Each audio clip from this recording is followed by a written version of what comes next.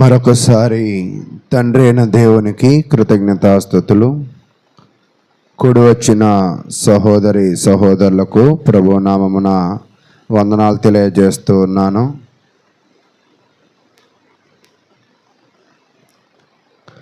కొద్ది నిమిషాలు దేవుని వాక్యమును మనము ధ్యానించుకుందాం. ప్రియ సహోదరులారా, మనము సాయంకాల సమయమందు యూదా రాజుల గురించిన అధ్యయనాన్ని లేదా పరిశీలనను మనమైతే చేస్తూ ఉన్నాం. అయితే మనము యూదా రాజులైన 4 రాజులను అయితే మనము పరిశీలన చేయడం అయితే ముగించాం. మొదటి రాజు ఎవరంటే రెహబాము. రెహబాము కుమారుడు ఎవరంటే అబియా. అబియా కుమారుడు ఎవరంటే ఆసా. ఆసా కుమారుడు ఎవరంటే యెహోషాపాతు. అంటే మనము ఇప్పటి వరకు 4 రాజుల గురించిన విషయాలనైతే నేర్చుకొని ఉన్నాం. అయితే గత శుక్రవారమున ఆసా కూడా మరణించడం అయితే మనం చూసి ఉన్నాం. ఆసా మరణించిన తరువాత ఎవరు రాజు అయ్యారు?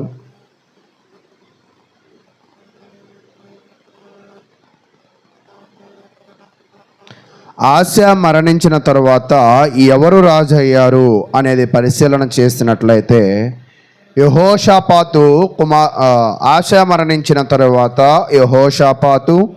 యెహోషాపాతు మరణించిన తరువాత ఎవరు రాజు అయ్యారు అనేది చూసినట్లయితే తన కుమారుడైన యెహోరాము రాజు అయినట్లుగా అయితే మనం చూస్తూ ఉన్నాం. చూడండి, 2వ రాజుల గ్రంథము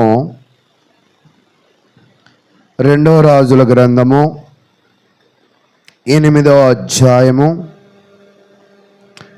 2వ రాజుల గ్రంథము 8వ అధ్యాయము 16వ వచనం నుంచి మనం చదివినట్లయితే యెహోషాపాతు మరణించిన తరువాత ఎవరు రాజు అయ్యారు అనే విషయాలను తెలియజేస్తూ తన జీవితాన్ని కూడా తెలియజేస్తూ మనం ముందుకు వెళుతూ ఉన్నాం. చూద్దాం 16వ వచనం.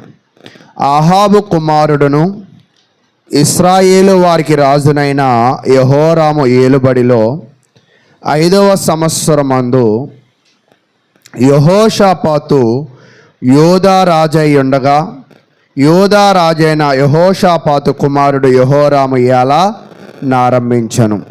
అంటే యెహోషాపాతు అనే రాజు తరువాత తన కుమారుడైన యెహోరాము ఏమయ్యాడంటే రాజైనట్లుగా మనం చూస్తూ ఉన్నాం. ఇతను రాజైన తరువాత ఇతడు ఏ వయసులో రాజు అయ్యాడు, ఇతడు ఎంతకాలము పరిపాలన చేశాడు అనేది చూస్తూ ఉన్నప్పుడు యెహోరాము అనే పేరుకు అర్థం ఏమిటి అంటే యెహోవా ఉన్నతపరచును. యెహోరాము అంటే అర్థం ఏమిటి అంటే యెహోవా ఉన్నతపరచును, అంటే గొప్ప స్థితిలో ఉంచుతాడు. యెహోరాము అనే పేరుకి అర్థం. అయితే పేరైతే యెహోరాము అని పెట్టుకున్నాడు. మరి దేవుడు ఈ యెహోరాముని గొప్ప స్థితిలో ఉంచాడా? దేవుడు ఇతనిని దీవించాడా? చాలామంది కూడా వాళ్ళ యొక్క ఇళ్ళ గుమ్మాల మీద ఇది క్రీస్తు నిలయము, వారి కుటుంబాలలో కూడా కొన్ని ఫొటోస్ పెట్టుకుని ఇది దేవుని మందిరము అని చెప్తూ ఉంటాం కదా. అయితే పేరుకే అలా పెట్టుకుంటున్నామా? జీవితాలు కూడా జీవిస్తూ ఉన్నామా? అయితే యెహోరాము ఎలా జీవించాడు, అసలు యెహోరాము ఎంతకాలము పరిపాలన చేశాడు అనేది మనం చూసినట్లయితే యెహోరాము 8 సంవత్సరాల పరిపాలన చేశాడు. ఎన్ని సంవత్సరాలు? 8 సంవత్సరాలు. రెహబామేమో 17 సంవత్సరాలు, అబియా ఏమో 3 సంవత్సరాలు, ఆసా ఏమో 41 సంవత్సరాలు, యెహోషాపాతు ఏమో 25 సంవత్సరాలు.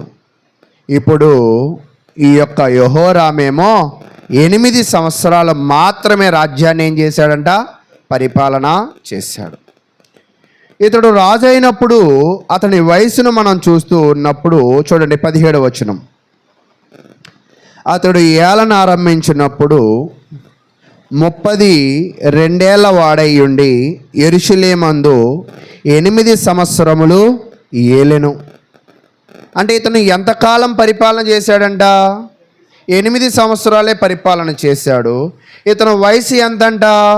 32 సంవత్సరాలకి రాజయ్యాడు.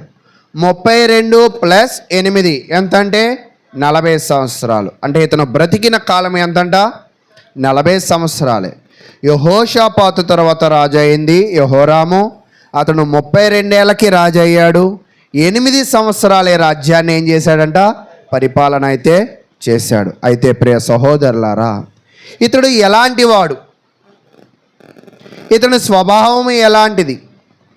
లేదా ఇతని మనస్తత్వము ఎలాంటిది?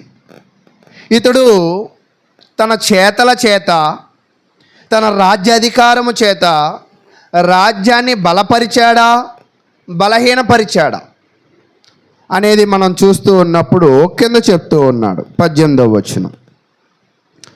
ఇతడు ఆహాబు కుమార్తెను పెండ్లి చేసుకుని ఉండిన గనుక ఆహాబు కుటుంబీకుల వలనే ఇతడు ఇశ్రాయేలు రాజులు ప్రవర్తించినట్లు ప్రవర్తించుచు యెహోవా దృష్టికి చెడుతనము జరిగించెను.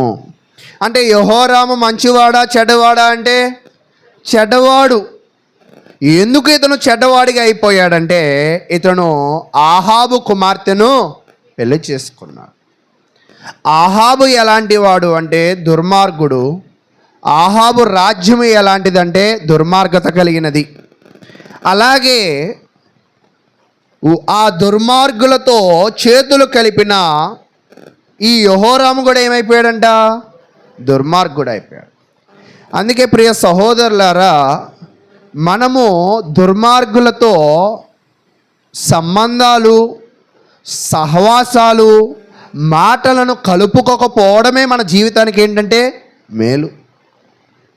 మనం ఏమనుకుంటామంటే టైం పాస్ చేయడానికి ఏదో కూర్చున్నాం కాబట్టి మాట్లాడడానికి, స్నేహం చేయడానికి చెడ్డవారితో కూడా మనము సహవాసాలు పెట్టుకుంటూ ఉంటాం. యెహోరాము చేసిన చెడు సహవాసమే, చెడు ముచ్చట్లే తన జీవితాన్ని పాడు చేశాయి, తన బ్రతుకుని పాడు చేసింది, తన రాజ్యమును కూడా పాడు చేసింది. ఎలా పాడైపోయాడు? అసలు ఎలా పాడైపోయాడు, ఏం పాడైపోయాడు అనేది మనం చూస్తూ ఉన్నప్పుడు చూడండి, 2వ దినవృత్తాంతాల గ్రంథాన్ని మనం పరిశీలన చేద్దాం. 2వ దినవృత్తాంతముల గ్రంథము 21వ అధ్యాయం. 2వ దినవృత్తాంతాల గ్రంథము 21వ అధ్యాయము 1వ వచనము. యెహోషాపాతు తన పితరులతో కూడా నిద్రించి తన పితరుల చెంతను దావీదు పురమందు పాతిపెట్టబడెను. అతని కుమారుడైన యెహోరాము అతనికి బదులుగా రాజాయను. అంటే ఇందా మనం చదివిందే. యెహోషాపాతు తర్వాత ఎవరు రాజయ్యారంటే యెహోరాము రాజయ్యాడు. అయితే రాజైన తర్వాత అసలు యెహోరామే ఎందుకు రాజయ్యాడు? యెహోరామే ఎందుకు రాజయ్యాడంటే యెహోషాపాతుకి ఎంతమంది పిల్లలు అనేది ఇక్కడ చెప్తూ ఉన్నాడు. చూద్దాం 2వ వచనం. యెహోషాపాతు కుమారులైన అజర్యా, యెహీయేలు, జకర్యా, అజర్యా, మిషాయేలు, షఫట్యా అను ఇతనికి సహోదరులు. వీరందరూ అంటే యెహోషాపాతుకి ఎంతమంది పిల్లలు ఇక్కడ? యెహోరాముకి ఎంతమంది పిల్లలు ఇక్కడ? ఇంచుమించుగా అజర్యా, యెహీయేలు, జకర్యా, అజర్యా, మికాయేలు, షఫట్యా అను ఇతని సహోదరులు. అంటే ఎంతమంది పిల్లలు అంటే ఇంచుమించుగా 7. యెహోరాముకి ఎంతమంది పిల్లలు? 7. అయితే ఈ 7లో యెహోరామే ఎందుకు రాజయ్యాడంటే వీళ్ళ అందరిలో కూడా యెహోరాము పెద్దవాడు కాబట్టి రాజ్యము వచ్చింది. కానీ ఇతడు పెద్దవాడైనప్పటికీ కూడా ఒక రకంగా బుర్ర తక్కువ వాడే, ఒక బుద్ధి లేనివాడే. ఎందుకు ఇతను బుర్ర తక్కువ వాడు, ఎందుకు బుద్ధి లేనివాడు అని వాక్యం మనకు తెలియజేస్తుంది అంటే ఇతడు తన యొక్క దుష్టులతో సహవాసము చేయడము, అదే విధముగా ఇతడు కింద ఏం చేశాడంటే, నేను రాజయ్యా కదా, నా తరువాత నా రాజ్యము, నా ఆస్తి, నా సంపదలు ఎక్కడ తన సహోదరులకు ఇవ్వాల్సి వచ్చిద్దా అని దురాలోచనలు కలిగి ఉండి అతను ఏం చేశాడంటే తన అన్నదమ్ముల్నే చంపేశాడు. రాజ్యం కోసం ఎవరిని చంపేశాడంట? అన్నదమ్ముల్నే చంపేశాడు. తర్వాత చదవండి పురుషులు 3వ వచనం.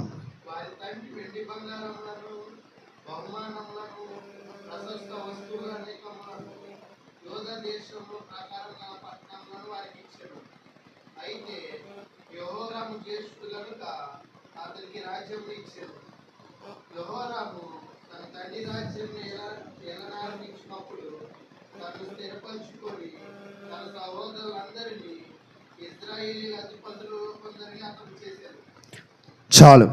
ఇక్కడ ఏం చేశాడంటే యెహోరాము తన జీవితంలో ఒక సంతృప్తికరంగా లేడు. ఎందుకంటే దేవుని యొక్క మహాకృపను బట్టి దేవుడు నన్ను రాజును చేశాడు అనే కృతజ్ఞతాభావం అతనిలో లేదు. అతను ఏం చేశాడంటే రాజైన తరువాత తన అన్నదమ్ముల చెందిన వాటి మీద ఆశపడ్డాడు. తన అన్నదమ్ములు ఎక్కడ తినికి సంబంధించినది తీసుకుపోతారో అనే ఆందోళన లేదా దాని యొక్క భయముతో తన అన్నదమ్ములను కూడా ఏం చేశాడంటే చంపివేశాడు. కాబట్టి ప్రియ సహోదరులారా, ఈ యెహోరాము ఎలాంటి వాడంటే చాలా చెడ్డవాడు. ఎంత చెడ్డవాడంటే తన స్వార్థము కొరకు, తన ఇష్టము కొరకు తన సహోదరులను కూడా చెప్పే అంత నీచ స్వభావం కలిగిన వాళ్ళు.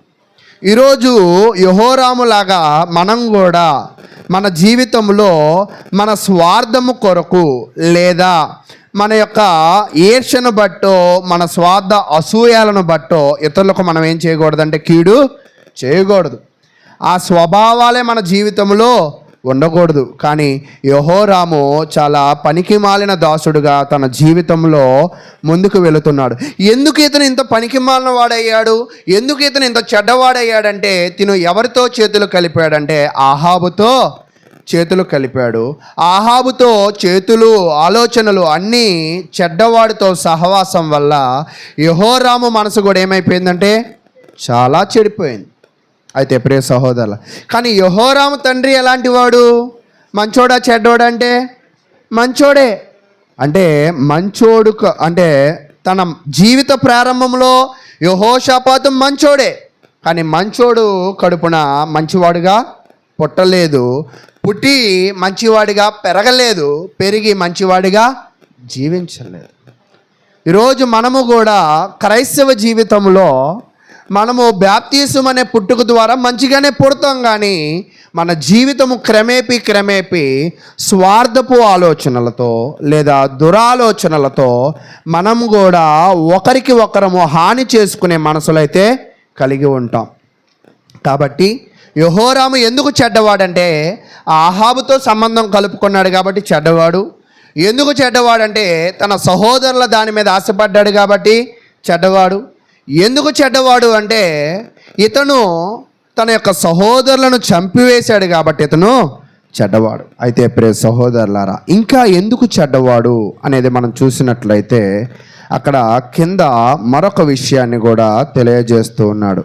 ఏమిటి అంటే ఆ విషయము తాను చేసిన పని ఏమిటి అంటే బలిపీఠాలు కట్టించాడు. 11వ వచనం చదవండి.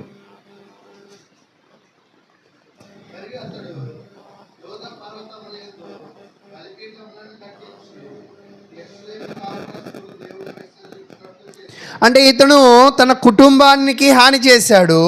కుటుంబానికే కాదు, ఆ ఇశ్రాయేలు రాజ్యానికి కూడా ఏం చేశాడంట? హాని చేశాడు. అబియా విగ్రహాలను తొలగించాడు, ఆశా విగ్రహాలను తొలగించాడు, యెహోషాపాతు విగ్రహాలను తొలగించాడు.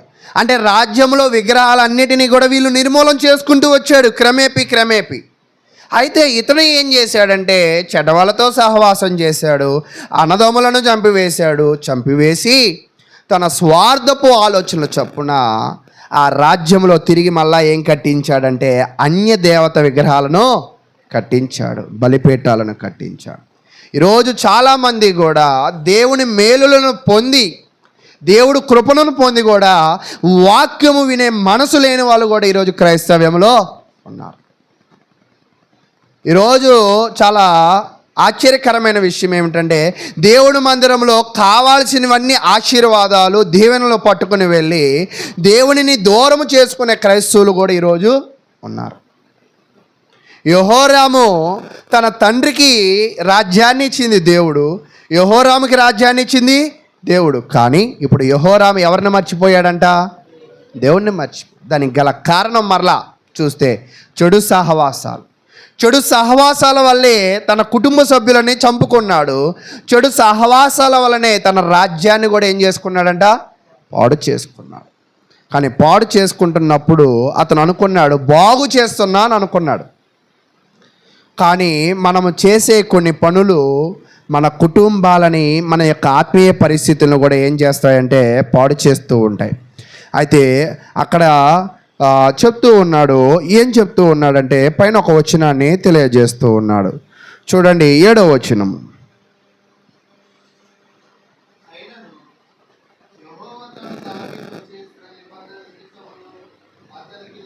6వ వచనం నుంచి చదవండి.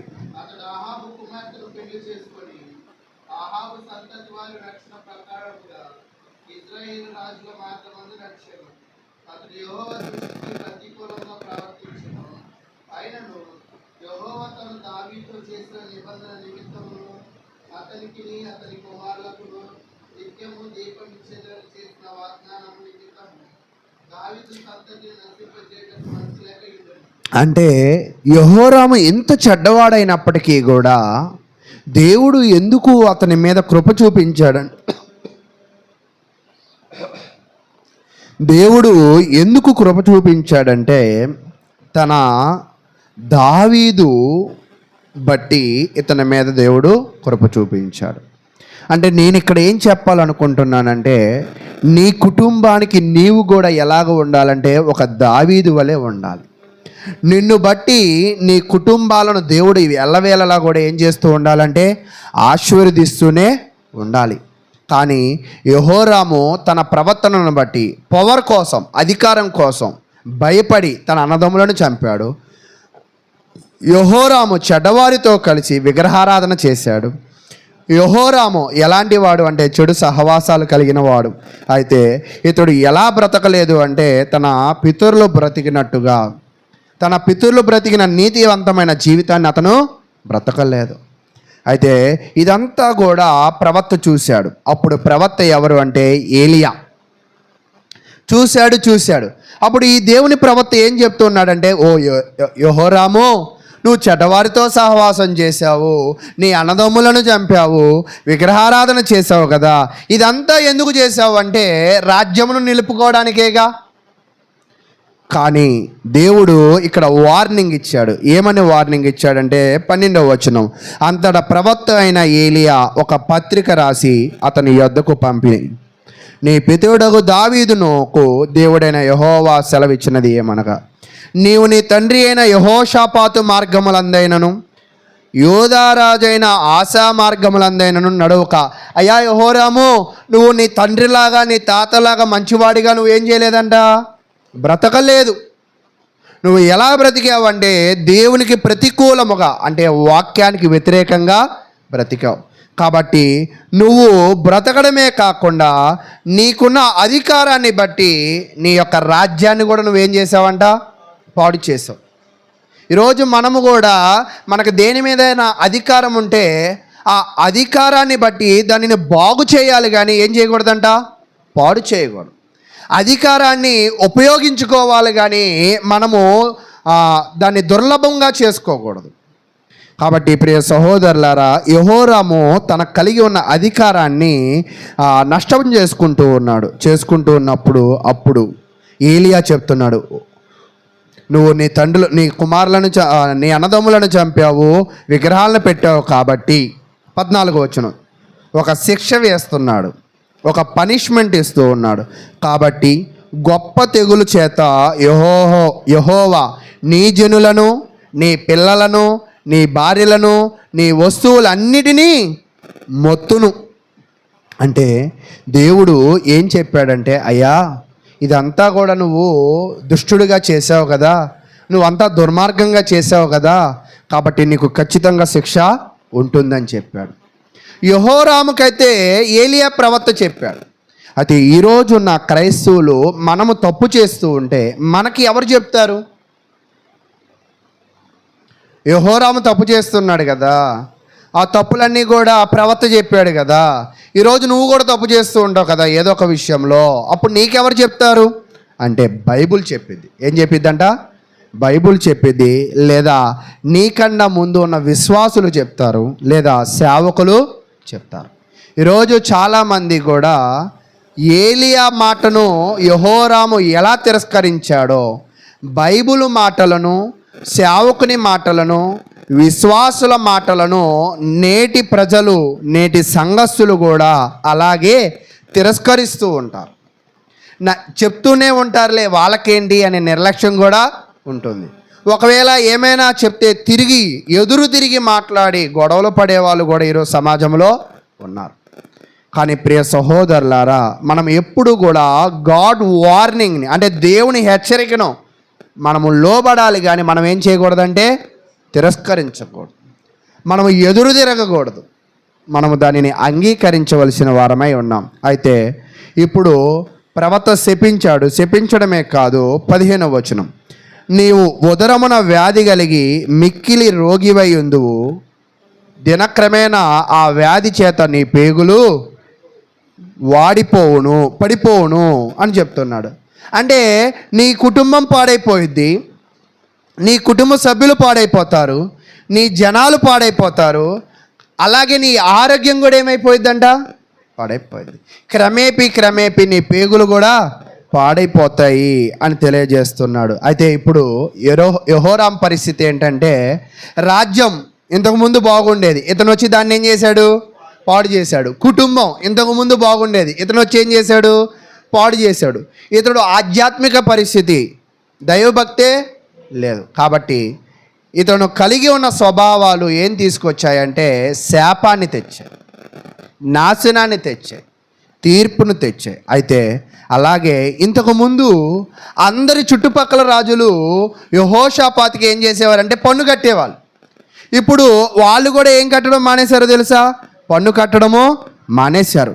పన్ను కట్టడం మానేసి తిరిగి గొడవ పడడానికి లేదా యుద్ధము చేయడానికి కూడా వాళ్ళు సిద్ధపడినట్లుగా అయితే ఈ అధ్యాయంలో మనం చూస్తూ ఉన్నాం. అంటే యెహోరాము తన రాజ్యంలోకి వచ్చి సమాధానాన్ని దూరపరుచుకుని, యెహోరాము తన జీవితంలో చాలా నష్టాల పాలైపోయాడు. దానికి గల కారణం ఏంటంటే ఒకటే, దుర్మార్గులతో సహవాసం. దుర్మార్గులతో సహవాసం చేసి ఆ ప్రవర్తనానుసారంగా ఇతను కూడా నడుచుకుని అతను దుర్మార్గుడైపోవడం అయితే మనం చూస్తూ ఉన్నాం. కాబట్టి ప్రియ సహోదరులారా, మనము కూడా మన జీవితంలో ఈరోజు ఆలోచన చేయాలి. నీ యొక్క జీవితంలో నువ్వు ఎలా ఉంటూ ఉన్నావు? నీ సహవాసం ఎలా ఉంటుంది? నీ యొక్క బంధువులతో నీ ప్రవర్తన ఎలా ఉంటుంది? అంటే స్వార్థపూరితంగా ఉందా, ప్రేమపూర్వకంగా ఉందా? అసూయ ద్వేషాలు కలిగి ఉన్నావా, లేదా మంచి మనసు కలిగి ఉన్నావా? ఒకసారి ఆలోచన చేయండి.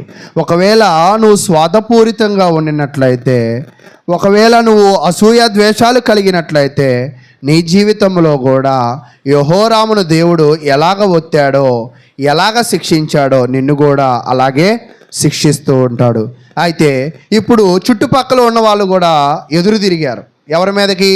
యెహోరాం మీదకి. చూద్దాం 8వ వచనం. అతని దినములలో ఎదోమీయులు తిరుగుబడి యోధా వారి అధికారం త్రోసివేసి తమకు ఒక రాజును చేసుకొనగా, యెహోరాము తన చేతి కిందనున్న అధికారులను వెంట పెట్టుకుని తన రథములు అన్నిటితో బయలుదేరి రాత్రి వేళ లేచి తన్ను చుట్టుకొనిన ఎదోమీయులను రథాధిపతులను హతము చేసెను. కాగా నేటి వరకు జరుగుచున్నట్టు ఎదోమీయులు యోధా వారి చేతి కింద నుండక తిరుగుబడిరి. యెహోరాము తన పితరుల దేవుడైన యెహోవాను విసర్జించినందున ఆ కాలమందు లిబ్నాయును అతని మీద అతని చేతి కింద నుండి తిరగబడిను. అంటే ఇంతకుముందు అందరూ కూడా ఎవరి చేతి కింద ఉండేవాళ్ళంటే యెహోరాం చేతి కింద ఉండేవాళ్ళు. కానీ ఇతడు దేవుడికి వ్యతిరేకంగా ఉన్నాడు కదా, ఇతడు దేవునికి తిరగబడ్డాడు కదా, దేవునికి వాక్యానికి విరుద్ధంగా ప్రవర్తించాడు కదా, కాబట్టి తన చుట్టూ ఉన్న వాళ్ళందరూ కూడా అతని మీద ఏమయ్యారంటే తిరగబడ్డారు. కాబట్టి ప్రియ సహోదరులారా, ఇతని పరిస్థితి ఇప్పుడు ఎలా ఉన్నది అంటే రాజ్యము బాల, ఆరోగ్యం బాగాల, చుట్టుపక్కల రాజ్యాలన్నీ కూడా ఎదురు తిరిగే జనాలందరూ కూడా నాశనం అయిపోతున్నారు. కానీ ఇతను మంచి తండ్రి కడుపున పుట్టాడు, కానీ ఆయన మంచిగా జీవించాలి. అంటే మంచి వాళ్ళ పిల్లలు మంచి వాళ్ళే అవ్వడానికి అవకాశమో లేదు. ఖచ్చితంగా ఈరోజు మన జీవితంలో నేను మంచోడినే కదా, నా పిల్లలు మంచోళ్ళే అవుతారని మనం అనుకోకూడదు. వాళ్ళకి మంచితనముగా నేర్పించాలి. ఎప్పుడు కూడా యెహోరాము స్వార్థపు ఆలోచనలతో తన అన్నదమ్ములను చంపేసుకున్నాడు. ఈరోజు మన జీవితంలో కూడా మనం సంబంధాలను, అది కుటుంబ సంబంధాలను అభివృద్ధి పరుచుకోవాలి, కానీ కుటుంబ సంబంధాలను ఏం చేసుకోకూడదంట, విడదీసుకోకూడదు. స్వార్థంతో ఆలోచన చేయకూడదు. మనము ప్రేమతో కలిగి ఉండాలి. ఇతను స్వార్థముతో ఆలోచన చేశాడు కాబట్టి పెద్ద పెద్ద పాపాలను చేశాడు. అంటే నీలో స్వార్థపు ఆలోచనలు ఉంటే పెద్ద పెద్ద పాపాలకు అదే దారి దొరుకుతుంది. తర్వాత మరి ఇవన్నీ తప్పులు చేశాడు కదా అని దేవుడైతే ప్రవక్త ద్వారా హెచ్చరించాడు. కానీ హెచ్చరికను అతను ఏం చేశాడంటే నిర్లక్ష్య పెట్టాడు లేదా విడిచిపెట్టాడు. కాబట్టి చివరికి అతను ఏమైపోయాడంటే రోగాల పాలైపోయి చనిపోవడం అయితే మనం చూస్తూ ఉన్నాం. కాబట్టి ప్రియ సహోదరులారా, మన జీవితాలు కూడా ఈరోజు యెహోరాముతో ఒకసారి ఆలోచన చేయండి. యెహోరాము అయితే తన యొక్క రాజ్యాన్ని పాడు చేశాడు. ఈరోజు నీవు కూడా నీ కుటుంబాన్ని పాడు చేసే ప్రవర్తన ఉందా, లేదా నీ కుటుంబాన్ని బాగు చేసే ప్రవర్తన ఉందో ఒకసారి ఆలోచన చేయండి.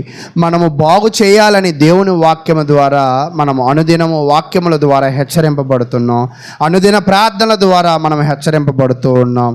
కానీ మనం హెచ్చరిక పొందుతున్నాం, కానీ మన జీవితాల్లో ఎలాంటి మార్పులను మనమైతే కలిగి ఉండడం లేదు. కాబట్టి నీ కుటుంబానికి నువ్వు ఒక మంచి నాయకుడు అవుతావా, నీ కుటుంబానికి ఒక చెడ్డ నాయకుడు అవుతావు. చాలామంది ఏమంటారంటే కుటుంబాలు పాడయ్యాక నా పాత్ర ఏమీ లేదు, అవంతటా అవే జరిగాయి అంటారు. అదేం కాదు, మన పాత్ర మన కుటుంబంలో ఖచ్చితంగా ఉంటుంది. ఇతడు చెడ్డ సహవాసాలు చేయడం వల్ల, ఇతడు స్వార్థపు ఆలోచనలు చేయడం వల్ల, ఇతడు పాప జీవితం చేయడం వల్ల తన కుటుంబం ఏమైపోయిందంటే, కింద ఒక వచనాన్ని నేను చదువుతున్నాను చూడండి, 17వ వచనం. శత్రువులందరూ ఆయన మీద పడి యోధా దేశం మీదకి వచ్చి దానిలో చొరబడి రాజు నగర నందు దొరికిన సమస్త పదార్థములను అతని కుమారులను భార్యలను పట్టుకుని పోయిరి. అతని కుమారుల్లో కనిష్ఠుడైన యెహోవా యాహాజు తప్ప అతనికి ఒక్క కుమారుడినైనా విడువబడలేదు. ఇతడు చూడండి, తన అన్నదమ్ములను చంపేశాడు కదా రాజ్యం కోసం. ఇప్పుడు ఇతని కుమారులు ఎవరు కూడా లేదు, వీరి భార్యలు ఎవరు కూడా, వీళ్ళకి ఆస్తిపాస్తులు ఏమి కూడా. ఇప్పుడు వీళ్ళు ఎక్కడికి వెళ్ళిపోయారంటే చెరలోకి వెళ్ళిపోయినట్లుగా మనం అయితే చూస్తూ ఉన్నాం. కాబట్టి ప్రియ సహోదరులారా, ఈరోజు మనం కూడా పొరుగు వారి దానిని ఆశించి మనం ఏదో గొప్ప వాళ్ళం అయిపోదాం అనుకుంటాం. ఎప్పుడైతే నీ పొరుగు వానిది నువ్వు ఆశిస్తావో అది ఆజ్ఞాతిక్రమము. ఆదికాండం 20వ అధ్యాయంలో ఆజ్ఞాతిక్రమంలో నీ పొరుగు వానిది ఏదైనా కూడా నువ్వేం చేయకూడదంట. తన అన్నదమ్ముల వాటాను ఏం చేశాడు, ఇతను ఆశించాడు. విగ్రహాలను ఏం చేశాడు, పెట్టాడు. అంటే దేవుడు ఏదైతే నియమించాడో ఆ ఆజ్ఞలన్నింటినీ మీరాడు కాబట్టి ఆయన జీవితం వ్యాధిగ్రస్తుడైపోయాడు. తన కుటుంబం నాశనం అయిపోయింది, తన ఆర్థిక వనరులు పాడైపోయాయి, తన రాజ్యము కూడా నాశనము అయిపోయింది. కాబట్టి ఈరోజు మీ జీవితంలో మీ కుటుంబాలను లేదా మీ యొక్క స్వభావాలను బట్టే మీ కుటుంబాలు తయారవుతాయి. మీ స్వభావాలు చెడ్డగా ఉంటే మీ పరిస్థితులు చెడ్డవైపోతాయి, మీ స్వభావాలు మంచిగా ఉంటే మీ పరిస్థితులు మంచిగా అవుతాయి. మంచిగా అవ్వాలి అంటే, దేవుడు ఆశీర్వదించాలంటే, ఈరోజు చాలామంది ఏదో డబ్బు ఉంది కదా, ఏదో వాళ్ళ అండదండలు ఉన్నాయి కదా అని దేవుని సన్నిధానానికి దూరం అవుతూ ఉంటారు. కానీ మనము దేవుడు దగ్గర ఉంటేనే అన్నీ మనకు అనుకూలంగా జరుగుతాయి.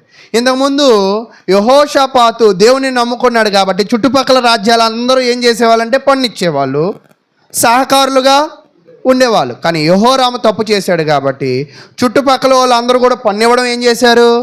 మానేశారు. తిరిగి ఏం చేశారు? యుద్ధం చేశారు.